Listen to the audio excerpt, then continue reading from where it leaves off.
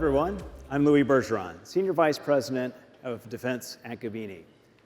It's wonderful to see so many wonderful, familiar faces in the audience today. Our previous panels explored accelerating tech adoption, connecting the factory to the fight, both today and in the past, as well as the massive challenge we face in ensuring the readiness of the joint force. Now we turn to another massive challenge for the DoD.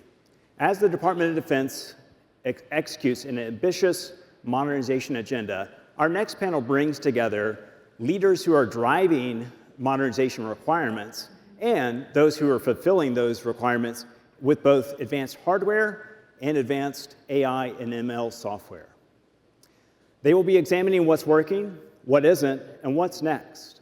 Now, nowhere are these needs more evident than in the Indo-Pacific, where vast distances, complex logistics chains, and advancing competitor capabilities demand new approaches. At the same time, breakthroughs in artificial intelligence and propulsion technology are creating new possibilities for military operations in the physical and virtual domains. With that, I'm very excited to introduce the next panel, Modernization at the Pace of Conflict. To discuss this topic, we're honored to have Lieutenant General Josh Rudd, Deputy Commander of U.S. Indo-Pacific Command, Striveworks CEO Jim Rebesco, Ben Nicholson, Chief Growth Officer at Ursa Major, and our moderator, Mike Stone of Reuters. Let's welcome to the stage.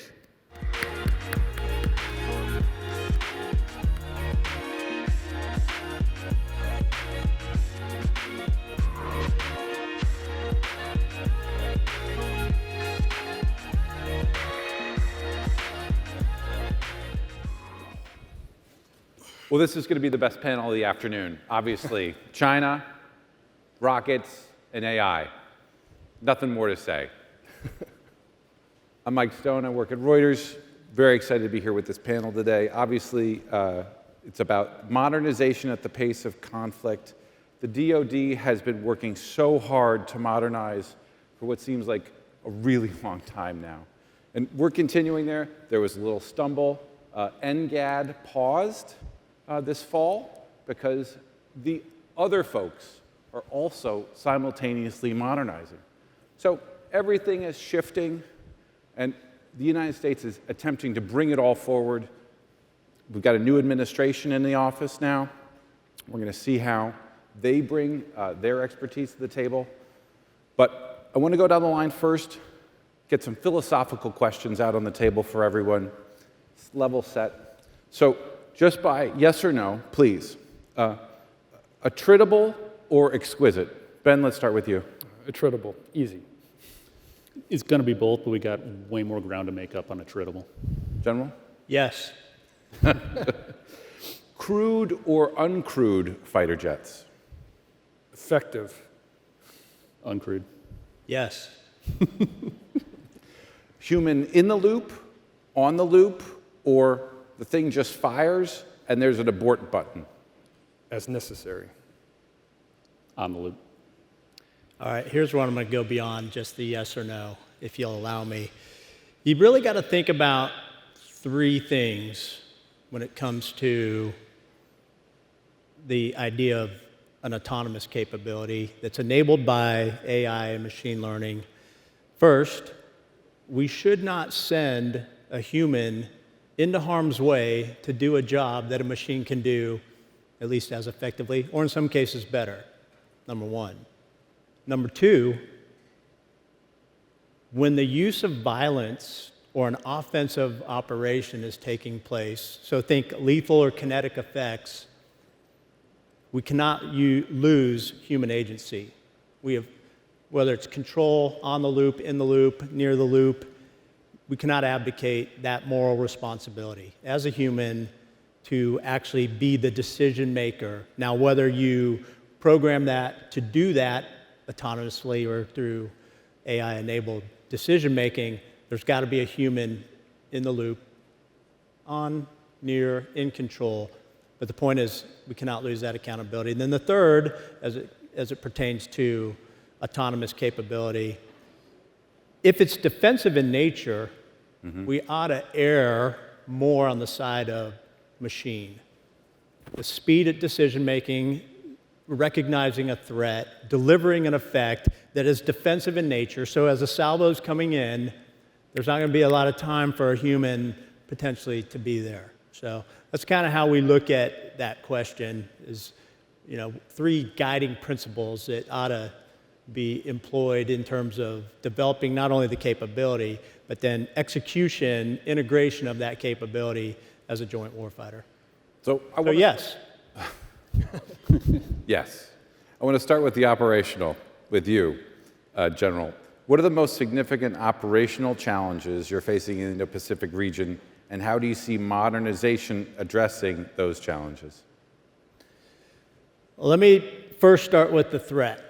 And I think there's been relative consensus and broad understanding that China is the most dangerous, the most credible, increasingly the most modern military force and threat that we see. And in the Indo-Pacific, their activity in and around Taiwan, throughout the First Island chain, against allies and partners in the region, that is usually characterized as exercises. We'd call those rehearsals. And because it's a more persistent and a more pressurized footprint and activity on a near daily basis, increasingly we're challenged, because it means that the indications and warning and the timelines that are traditionally associated with a forceful unification, in this case, that's the objective, the forceful unification of Taiwan, or a provocative, illegal, coercive action against, let's say, a treated ally like the Philippines, it can happen very rapidly. And so, from an operational perspective, we've got to be able to see it, we've got to be able to sense it, we've got to be able to understand it. Then we've got to have the capabilities in place with the right forces, in the right places, integrated with allies and partners in a multilateral way in all domains, from the seabed to the stars, air, land, sea, your traditional ones, space, cyber, absolutely critical to have those capabilities. And increasingly, to the theme of this whole conference, software, data, and then by extension, AI, machine learning application and leverage of those capabilities is critical. We have got to adopt it fast. We've got to be able to integrate it across the entirety of the joint force, and increasingly across allies and partners. Across that whole waterfront that you just gave us, I want everyone to answer this question, but I'm going to give you another bite at the apple. How do you want the Pentagon to prioritize modernization efforts versus emerging technologies in the face of limited resources? So you get the first one, and then we'll come down the line. Yeah, again, it's about delivering combat credible capability in all domain. And so there's not primacy in one domain. It's got to be across the entirety of the joint force. I think there may be a tendency right now to lean heavily towards small, scalable, attritable, inexpensive, what we would call no regret deployable capability. And what I mean by that is it's relatively inexpensive. It's okay if it doesn't come back. And if it does, it's a bonus. So there's got to be a sense of scale and mass that is built into this. But it's not an either or. We still need capital type capabilities across all of our services in all domains. But it's essential, I think, that we lean more towards what we would term no regret. And I'll tell you what I mean by that in a little more detail. If you think about a drone, what is it? It moves itself. It can employ an effect. It may or may not return. Most of them do, though. And for years, decades, we've had them. We've had them in the air.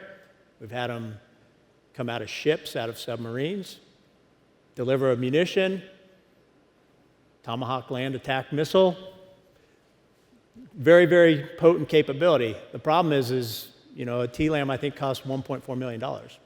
That's not a no regret decision. That's a calculus that has to be factored into it.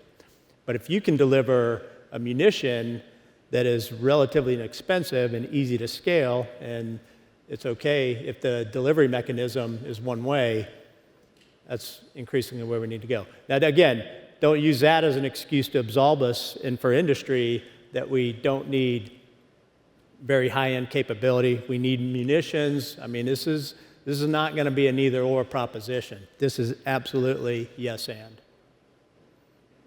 Jim, how do you want the Pentagon to prioritize? Yeah, well, if this was still the lightning round, I'd just say, what he said, but it's not. So I'll expand on that a little bit. And I think the meta point here is that as industry, we do our best work when we're interfacing with users, when we're interfacing with customers, and they're telling us exactly why the thing that's in front of them, whether it's AI or a missile or anything in between, why it's not doing exactly what they need it to, so that we can adjust and respond. And so, you got a combatant command represented here today.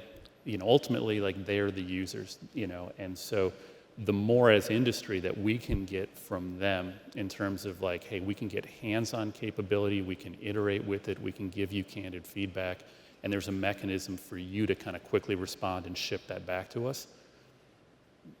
We're thrilled to be in that kind of fast feedback loop. That's where we do our best work.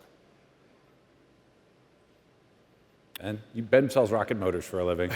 Hi, I sell rockets. I couldn't agree more. I mean, the clarity from the end user drives so much for us. So when you look at defense procurement, right, three legs to the stool, money, authority, and you talk about a contracting vehicle, but we do well because we iterate quickly with the end user.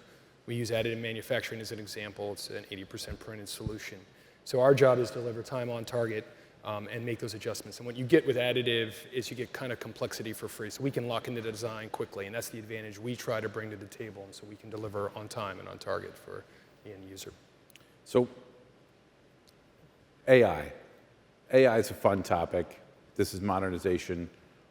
Where do you see emerging technologies such as AI playing a role in future military operations, in future modernization efforts?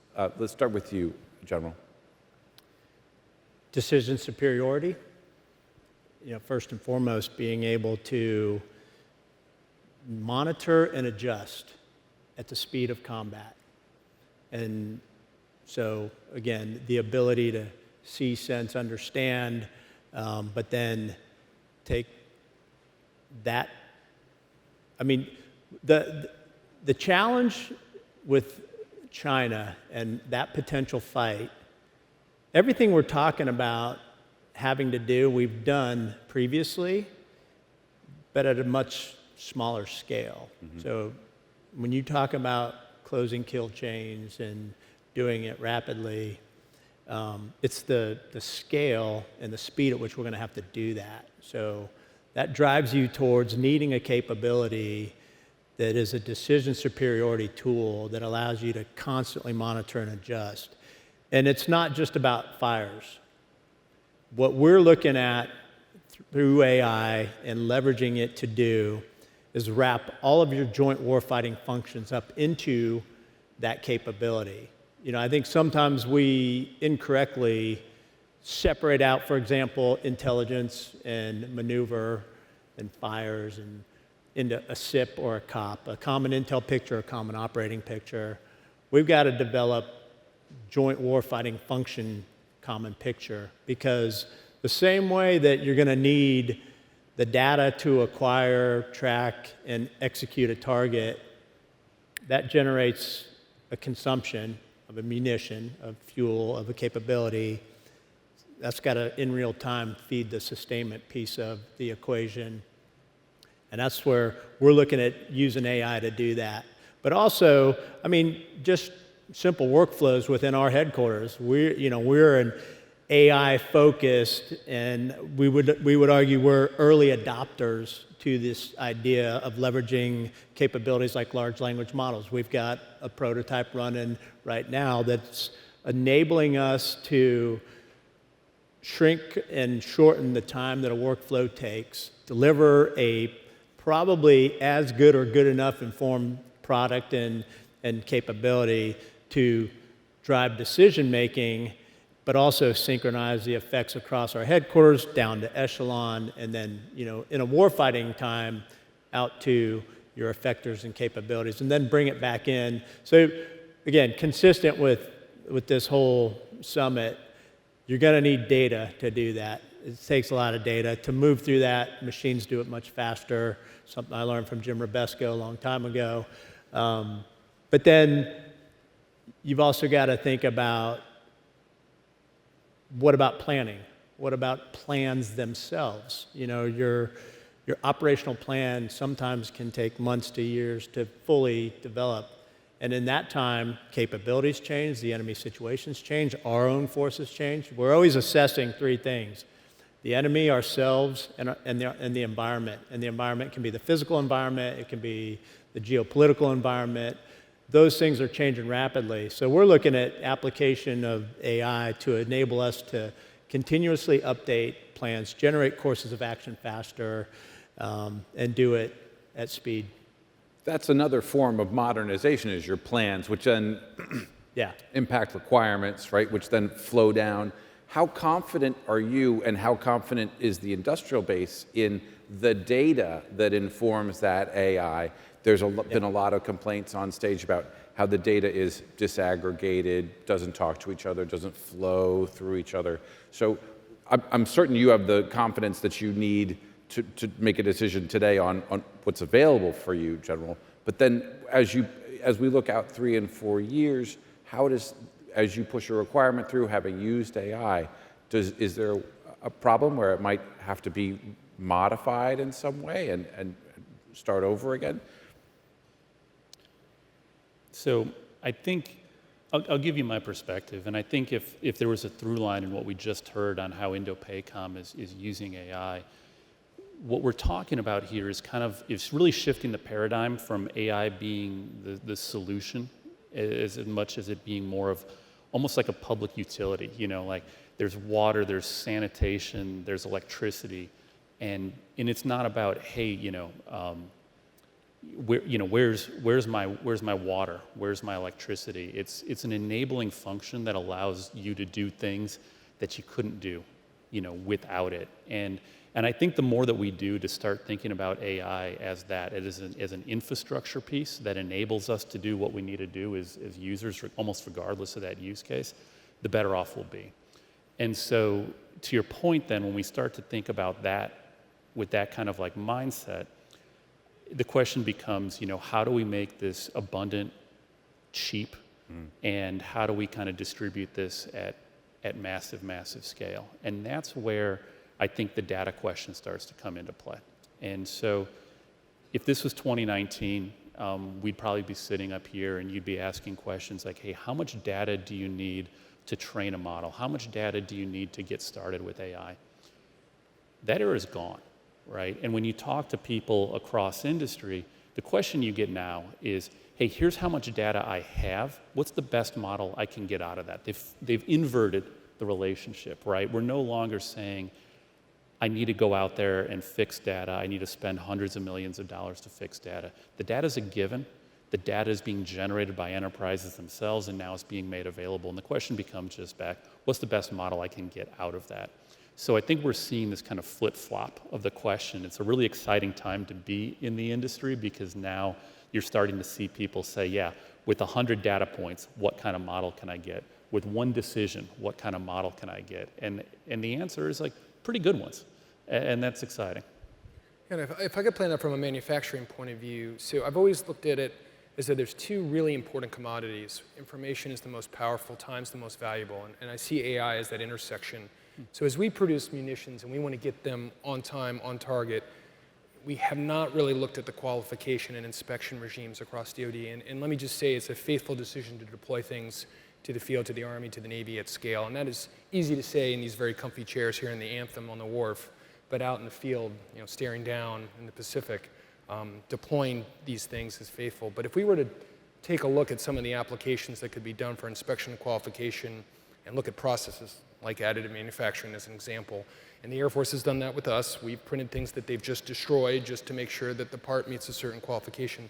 But AI has been able to show things, and we've been able to save weeks, do it in days, to make sure we're delivering quality products to the end user. So transitioning into the industrial base, your answer to some of the lightning round stuff on autonomous robotic is yes, right? Like, and everyone I hear is saying smaller scale.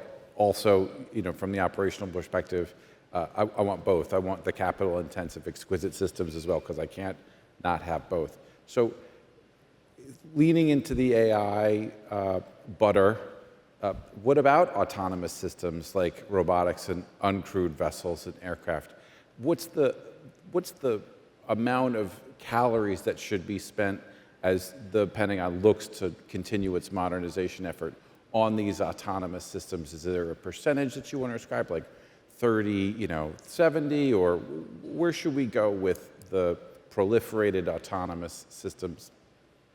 Well, I mean, I think that's really a ConOps question. I would really defer to the general on that. I mean, from our point of view, like take something like hypersonics, and for too long we've looked at hypersonics as this big, exquisite thing. It costs a fortune. We haven't been able to do it. We've spent billions. We don't have a program of record. Meanwhile, he's staring down the barrel of China, and we know they have it. We know they're years ahead of us. So my job here is to close that gap and do it quickly.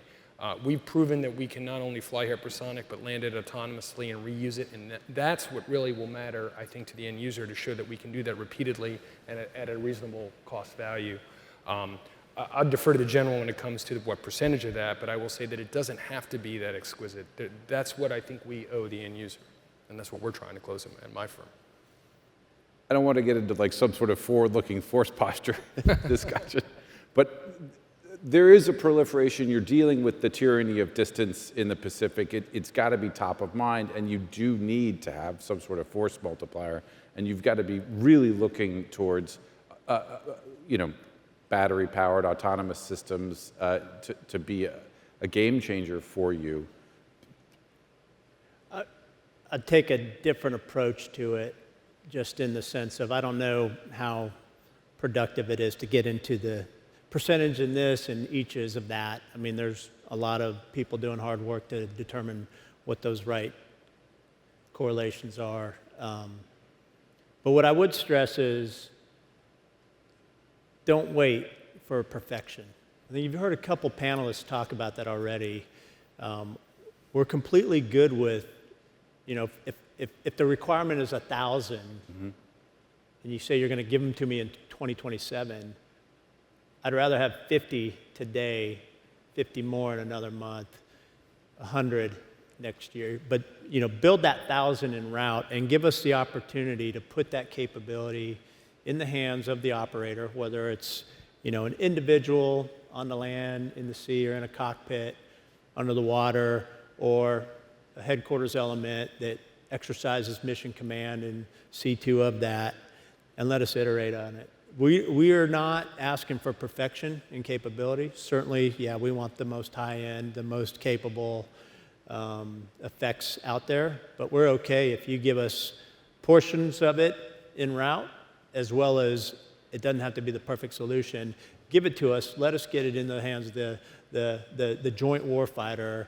And because if we wait, the thing that we're missing out on is the application, the integration of it, and the ability to iterate not only that capability. And I point to Jim because years ago when he and I first met, it was over solving problems with an operator and a technical expert right next to each other in a combat zone, trying to figure out in real time how do you innovate, iterate with capability and leverage some of the things that we're talking about. But you can't do that if you don't have it in the hands of the warfighter. And increasingly, again, back to the opening about the threat, the threat is real today. And so we can't wait 2 years, 5 years, 10 years. We'd rather have it now. Let me stop you there. I got to point something out, though, because you said this is going to be the best panel, and the audience should take note that the most important end user here just said, don't let perfect be the enemy of the good. I mean, we take that to heart. So when was the last time you got 50 units of a widget that you loved, and what's the next widget that you want to get 50 units of to start that training, the doctrine, the logistics tale, the repair, all that? Tell me. You're asking for a specific example of Yeah, that? I'm or asking for a specific I mean, example. The last yeah, time that somebody delivered something that was... There's a variety of capabilities out there, and some vendors are able to do that. I would also say it's not just about industry delivering, because in many cases the technology's there, but you've heard a lot from other panelists, the process has got to improve as well.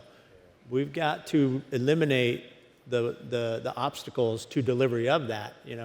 As Tara said in her opener, industry's at the door knocking. We got to open it, and if we open it, we got to make sure that there's not a bunch of speed bumps along the way, and really shorten that. In some cases, I got it. There's going to be a process that's more arduous, and it should be. But for software-related capabilities and data, and I think the things that we're talking about, deliver it faster, let us iterate in real time and apply it, and we'll be more effective. And the end state of that gets us there.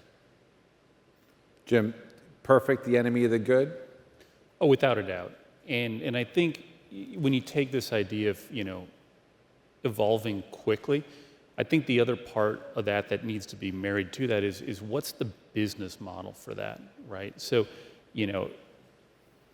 if you get a call and you're like asked to kind of deliver a fixed number of rocket motors, that's easy, right? Like there's, how many do you want?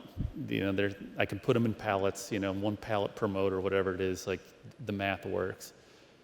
What we do with AI, it's a little different, right? Like what is the fundamental unit of issue of AI? It's a little bit nebulous, and it has profound impacts on the ability of vendors and other people to deliver capability, to deliver that 50. So I'm being a little bit high level. Let me give you a very kind of concrete example. So we heard General George earlier today talk a little bit about Next Gen C2. And in Next Gen C2 today, you've got 83 AI models operating. Okay, 83 is the number. If we bring in another kind of data point from the rest of the world, DeepSeek is running around saying their cost to build a model was $6 million, and I know that's being debated, this, that, and the other thing, but whatever. The point is, let's just use that $6 million. You put that together, that's $498 million of models, if we think about it that way. Now, was that the budget for AI within NGC2? I don't know what it was, but I'm confident that was not the number. But General Rainey gave the answer when he was speaking earlier today. There's a consumption-based model within that, meaning that they're defining the unit of pricing there, not as a model at $6 million, requiring a $500 million investment to have AI abundance. They're defining it as an individual data point that gets processed that supports an individual decision. And just by harmonizing, and for the folks who are here in industry, like you're all probably like, why am I belaboring this point? This is the way that anybody out there in the commercial industry is pricing AI. Well, it's not the way that the DoD typically prices AI. And by making that subtle shift, that's gone from a $500 million, $498 million kind of quantum of AI to something where you're constantly making very small, very incremental buying decisions. You're sharpening the pencil for those vendors. If you're not doing such a great job, your model's not going to get used. Ultimately, you're not going to see revenue. And so now by decomposing that buying decision from one $500 million buy to literally billions of sub-penny buys, you're creating an environment where you can ship, it's not 50 in this case, maybe it's 500,000, but you get the idea. You can ship incremental value quickly, and you can provide quick feedback to everyone that's doing that modeling and those vendors, all at a price point that actually makes sense. Like, what's the magic unlock here? It's not magic AI. It's not a magic, there should be more money on this thing. It's the fact that the business model is harmonized. The business model that industry is using is matching the business model that the DoD is using, and it's unlocking, a 100x increase in the efficiency of the overall product. And that's something I think that's worth paying attention to. That's a great answer to my next question too, which is what's the benchmark that should be used to measure the success of the Pentagon's modernization efforts? Well, I mean, we talked about this at the beginning of our conversation about good, fast, cheap has traditionally been kind of the descriptors of the defense industry and what we have to deliver, and you can kind of only deliver two of those three things. I disagree with that in the current environment, right? Effectiveness matters, cost effectiveness matters, but speed probably matters most. And then there's this last fourth dimension that is kind of an elephant in the room, is it's got to be an assured supply chain. We're making sure everything we do is 100% American-made. I don't think there's any argument that we have to make sure that there's no ambiguity on the trustworthiness of what we deliver. So that's a lot to measure. At the end of the day, I think industry is very good if you set very, very clear requirements. And I won't mention the company, but their requirement, it's a private company. If you want to fly with them, their requirement's very, very simple. It's bend-proof, one-pager, versus some of the requirements that come out of the building across the river that we all know and love might be a little longer than one page and a very small font. Clear requirements, we will deliver. But I do think it's not only good, fast, cheap, but then trustworthy as well now. So what are the biggest challenges that, I'd love to hear from the operator. Where do you want to wring the Pentagon's neck and say, you got to do this faster? And where does industry want to wring the Pentagon's neck and say, you got to do this faster or better? Or what's the rub point that's most, I'm sure you have similar and distinct perspectives. Yeah, the challenge is getting the right capability into the hands of the warfighter fast. And so how we do that, whether it's through changes to the industrial base or the process, I think it's both. I think a key piece of this that we haven't really talked about, and maybe some of the other panels have, there's probably an ally and partner piece to this equation as well, because at least in our theater, distance matters, time matters. Typically, if someone's new to our headquarters, we start with the map, and we show just the fact that Indo-Pacific Command is responsible for over 50% of the globe from a geography perspective. And then we talk about time-distance factors. So making sure that we have these right capabilities in position, and then a supply chain that is robust enough to sustain that is important. Part of that equation probably is going to have to include our allies and partners. I know there's a lot of initiatives that we're taking. I mean, there's certainly agreements and efforts underway with a number of partners in the region that will go after producing capability, co-production. I think, we're talking backstage, additive manufacturing is a piece to this, and how do you leverage that type of technology in the right places, both for AI-enabled and autonomous small, and as well as, maintenance, logistics, sustainment piece of it. That's going to be really important. Jim, I'm going to answer for you and say that it's purchasing software, and I'm going to say it's qualification for you, Ben. Am I wrong? You're not wrong. The one thing I'd add to it is I really do think getting the business models right is important, right? I mean, I'm sure everybody in this audience is sick to death of just kind of hearing we've got to go faster without a lot of kind of weight behind that spear at the end of the day. And I mean, I think part of the question is why. We were talking about this, backstage a little bit, where, you want the ability to say, hey, I want this changed, and how do you get those really tight, fast feedback loops? And you ask the question then, well, if you had that power today, what would change? The answer is maybe some stuff at the margins, but maybe not as much as you might think. Why? Well, if that capability is 2 years into a 10-year purchasing cycle, not a lot's going to change. It can't. And so, everyone wants to go faster. We haven't. And I think there's a very rational basis for part of that. And part of that rational basis is that when you're making these big, monolithic, decade-long buying decisions, yeah, it's a human tendency to, measure twice, measure 3 times before you cut once. And so the more that I think it's on both sides, both gov and industry, but the more that the collective we can do to decompose those buying decisions into much smaller, much more kind of digestible pieces, you get fast feedback on the product side, but you also kind of take down the risk for that contracting officer, that acquisition officer who's like saying, hey, like, I hear that you want to go faster, but I'm committing the government to this for the next decade, and I got to get this decision right. Like, that's a very valid perspective too, and I think by shrinking those quantums and buying faster, you can kind of meet both people and meet what they need in that. Yeah, I mean, you said qualification, which I very much agree with, but I think if you listen to the common theme here, it's really about partnership. I mean, the defense industrial base has got to look at it as a partnership, right? And that's been said 1,000 times, and maybe it's hyperbole to a lot of people in the room, but it's very true. The Army does not manufacture anything, right? Now, some of us used to wear the uniform, and I wore the uniform 9,000 years ago, and I didn't do enough. But I care about the products we make, and I chose a career where I'm not making spoons. Nothing wrong with spoons. But I love the fact that we make something of consequence, but it only matters if I actually deliver on time, on target, at a reasonable cost. That only happens if we are communicating, and I think that's what it comes down to. Too often, I think we get with these contracting officers and the communication is challenging. I spent a lot of stray voltage on that, and if I just had clear comms and I could hear very much from the end user, I can deliver, so long as I have that clarity. But boy, I'm chasing a lot of electrons, a lot of time in my day, and that we can't afford. Last point, if you kind of look at the testimony of the DepSec nominee yesterday, he specifically talked about all these points.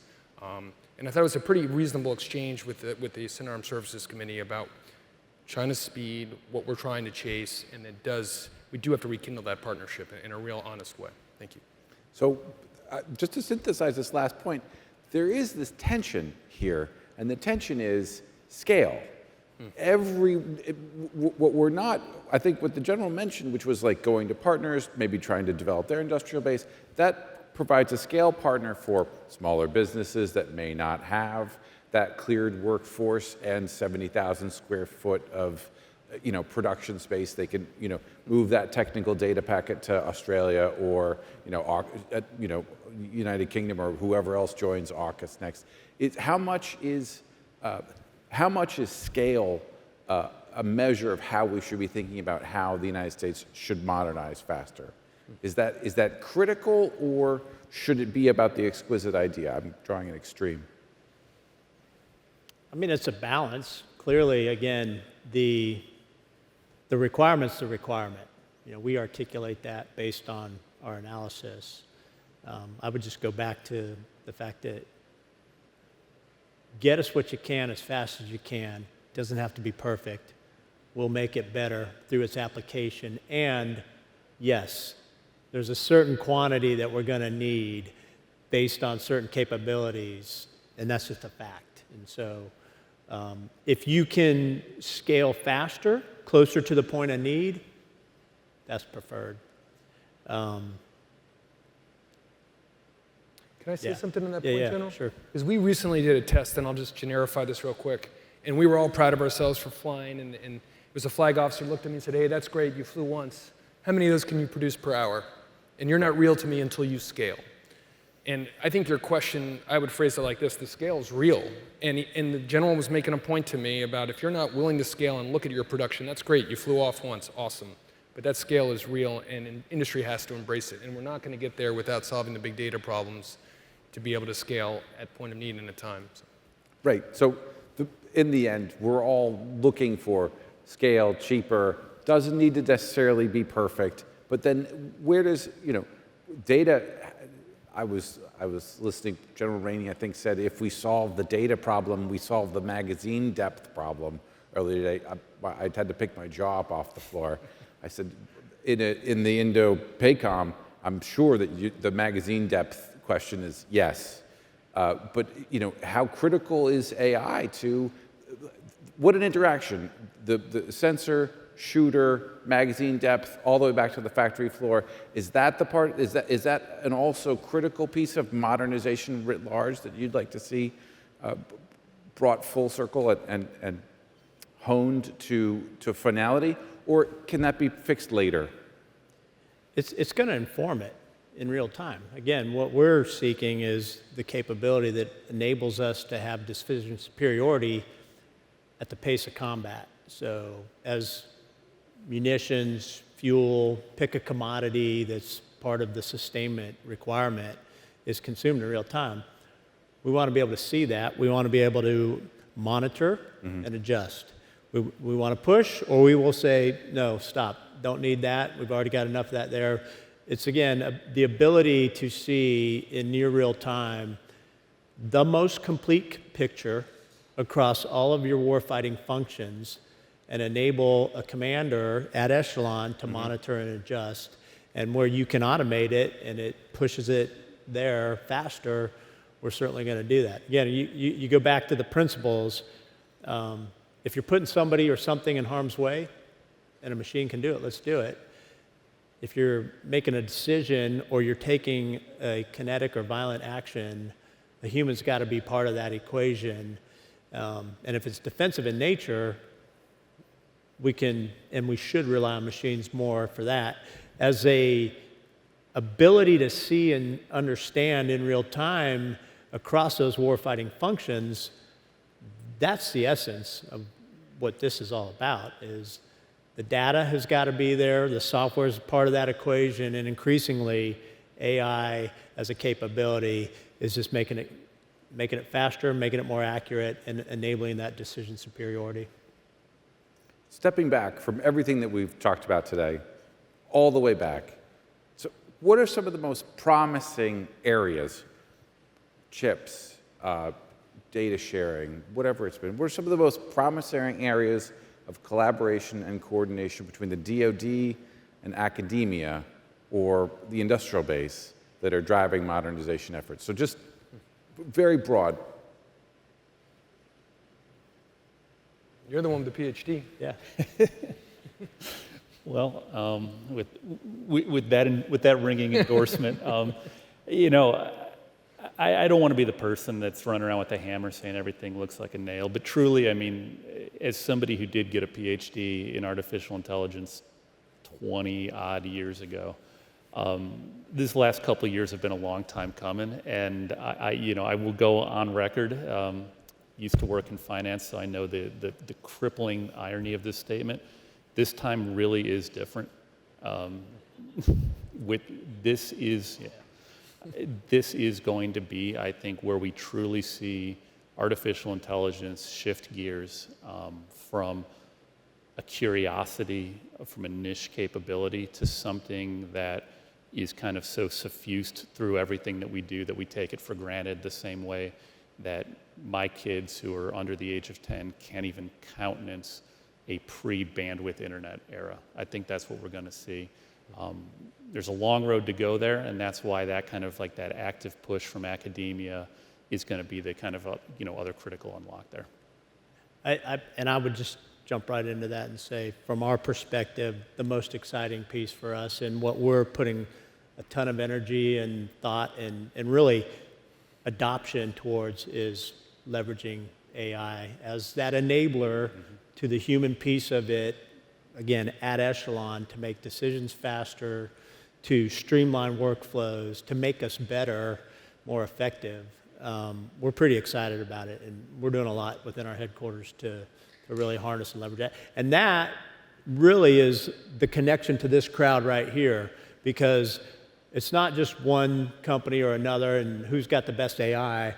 We're bringing all of them together, and if you play in this arena, we want to partner with you to make sure that we're getting it right. And what we're seeing is there's a willingness to work across industry, across companies, to continue to improve and leverage this to the fullest effect, to make us the most capable and the most lethal warfighting force on the face of the planet. Ben, bright spots? I mean, we're seeing some amazing technical talent. I mean, we have a very rigorous engineering hiring gauntlet that we put our staff through, and I'm really impressed with the young people that I'm seeing and the amount of analytics that they want to put into things. And then as a dad, I'll just say I'm really proud of my son, who's really chosen an analytical field because he wants to serve and he wants to apply that knowledge, and he's a hell of a lot smarter than me. But I'll say this, that there's no problem we can't solve if that partnership is real. I mean, I firmly believe that. If we don't, what the hell are we all doing here? And I know, like on hypersonics is something I believe we can solve in the next 2 years, and it won't be some exquisite thing. We just got to put our mind to it. We have to have that partnership. We have to have clarity. I agree with your bold statement, and I'd love to come back a year from now and say you were right, that this time is different. Thank you. So bigger, smaller, attritable, not attritable, and scale. The thing that surprised me, partners. Very interesting. Thanks very much, everyone. Really excited to be here. Best panel.